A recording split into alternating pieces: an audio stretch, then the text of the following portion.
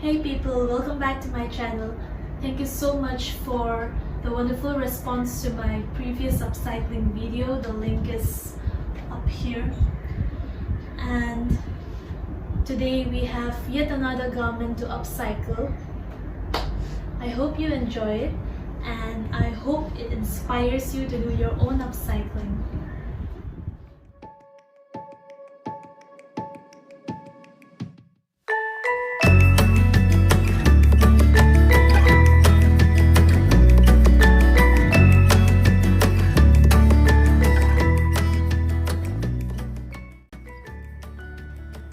This is my dad's shirt and I have been wearing it for a long time. This might need some makeover.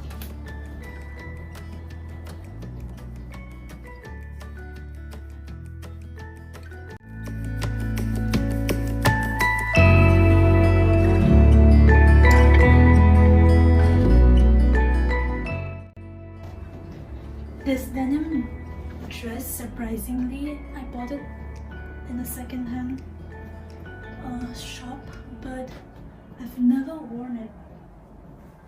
I don't know why. I think for some reason it might be because of this color here. I don't remember why I didn't wear this, so I'm gonna try it out and see what is exactly wrong and what can be. Oh, I see it. Look.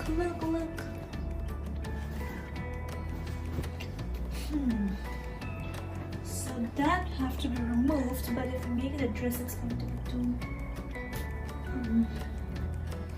So this is good.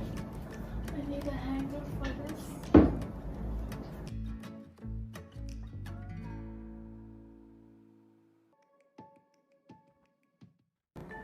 This skirt is something I've been wearing for a very long time, and it fits me really.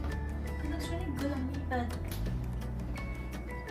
this fishtail mermaidy cut, I used to wear it when I was in school, so that must be 2010, 9. So I don't even know if it still fits me. I've gained a lot of weight, so. Do you like my dress? It's a makeshift dress. It's actually a dupatta, which my mom had stitched it into a kaftan. So because it is summer, I've decided to work with this because it's very summery. It's pinstripes. Pinstripes are classic for summers. It's cotton and it's very comfortable.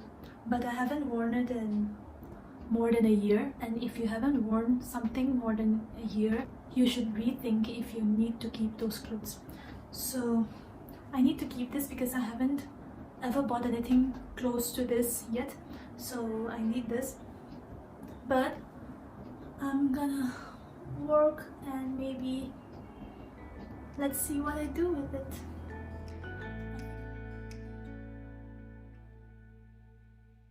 Now let us see what we can do with this shirt.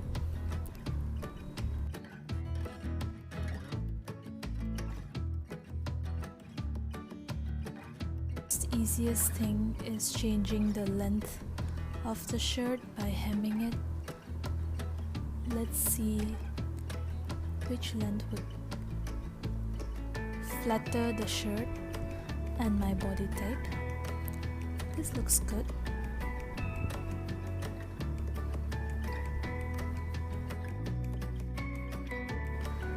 The yoke is empty. This shirt has really nice gathers, soft gathers around the yoke which we can work with, and you can see the fabric is a little torn on the sides now.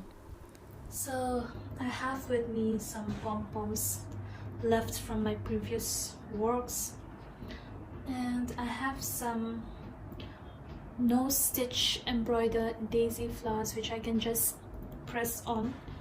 So I'm wondering what vibe to go with. So if I go with pom-poms, it's gonna look very bohemian, very artsy.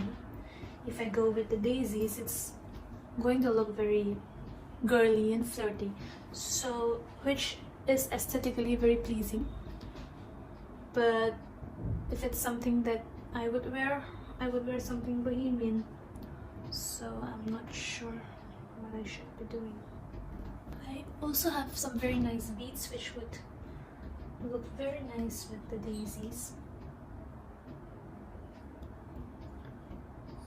So this would have a different aesthetic altogether. It's going to be a tiny detailing but a lot of work, something which I cannot finish in a day. I also have some wooden beads with me. I have here with me some anchor threads.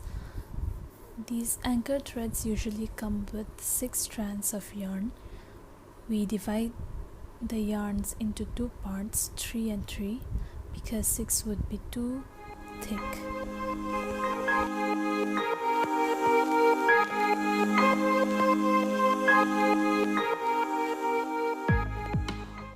Here I am making some running stitches along the yoke. We can follow the line, and because this shirt already has its own stripes, it's very easy to calculate and maintain a defined space between the lines.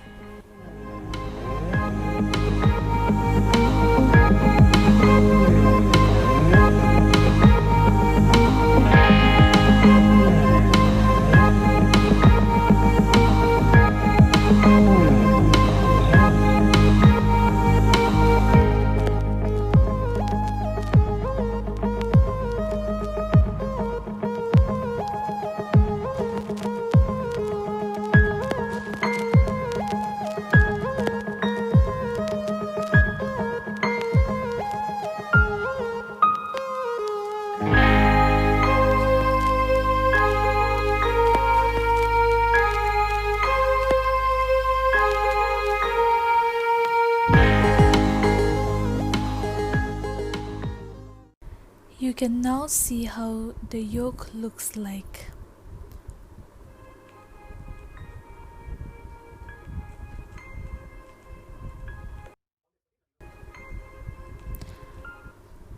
Now we put some pom-poms. First we do it around the yoke where a little bit of the fabric is torn so as to hide it.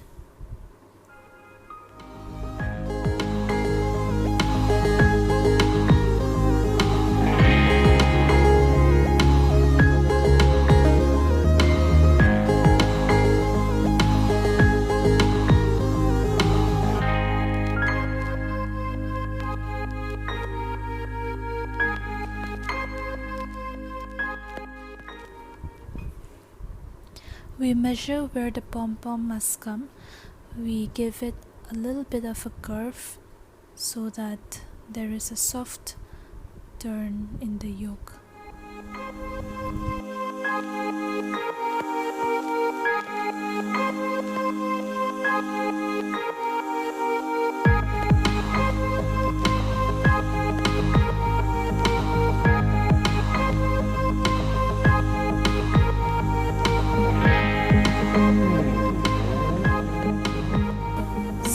Some French knots.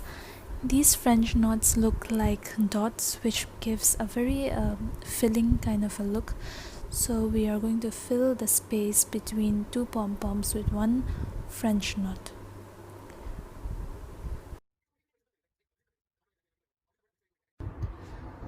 Doing embroidery is bringing up so many old memories. I remember when we were in NIFT, we had this entire semester called Surface Design, a subject called Surface Design. Wait, I lost count.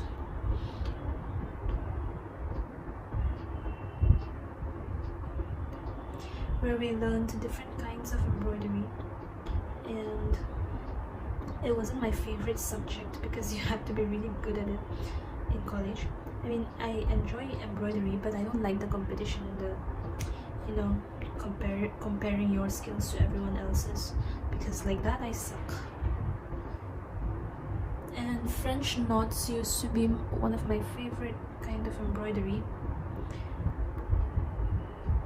but I had almost forgotten how to do it. Like, I got the first one really nice. Yeah, I don't know if you can see it. Can you see it? I think it's also the nift in me that I cannot stop at one thing. Like, I cannot see an empty canvas. Like, I was putting the pom-poms on and then I wanted to do more in it because I felt it looked empty to me. Day 2 of working on this shirt, and not because it takes a lot of time, but because I was really busy yesterday with 2 meetings, exhaustive ones. Today I'm done with the French knots on the sleeves and on the yoke, and I'm thinking what to do next because I still feel it's very empty. So I'm gonna maybe fill this space with little bit specks of yellow French knots and add a little bit of this orange, so it's it'll balance the color. I wish I had this bright orange, but I don't. I have very limited supply of leftover threads with me right now, so let's see how I make this. I am going to plan a little bit, not a lot, but put some dots on where I would want my French knots to be.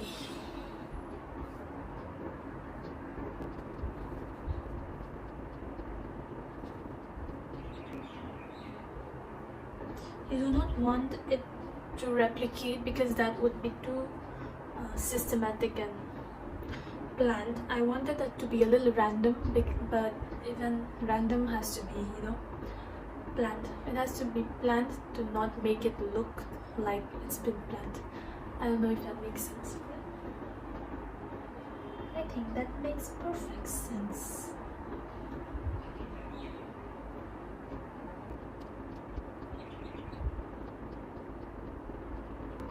You don't want all of it to be in the same line. So you have to, you know, some have to be closer, some have to be further apart.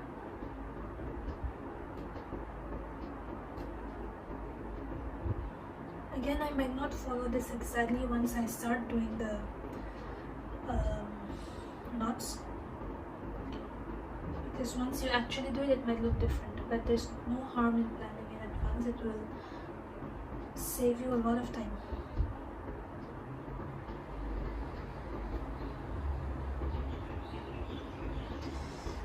This exercise has a lot to do with visuals. You cannot measure and do things, but you have to like visually see and make sure you are on the right track. So again, some of this will be of a different color. Let's see how that works out. Embroideries are a lot more easy when you have your embroidery wooden frame or the plastic frame, but since I don't have anything with me right now, I will have to make do with not using it and putting a little more struggle in it. But if you have embroidery frames, I suggest you use it.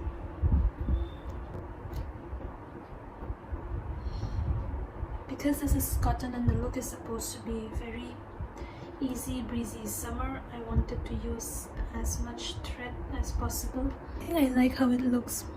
I like the detailing on the sleeves. It's now time to chop off the hem to make it shorter and smarter.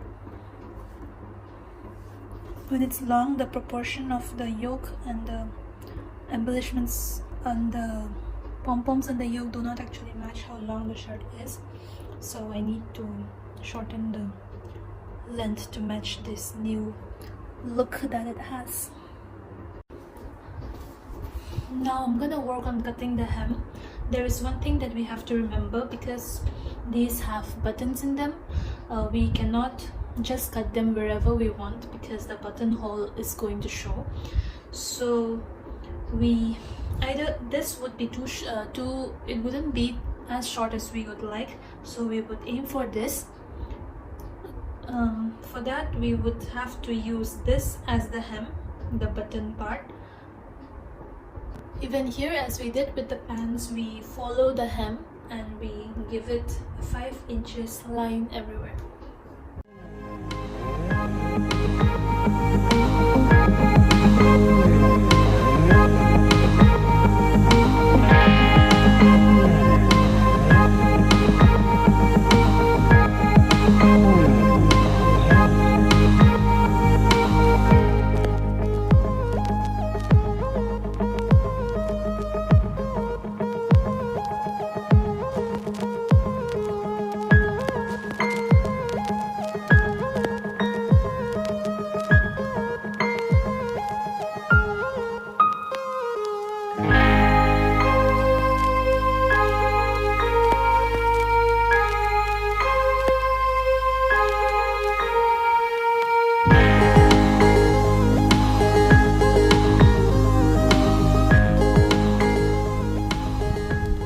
Stitch the hem, create a very nice finish with it.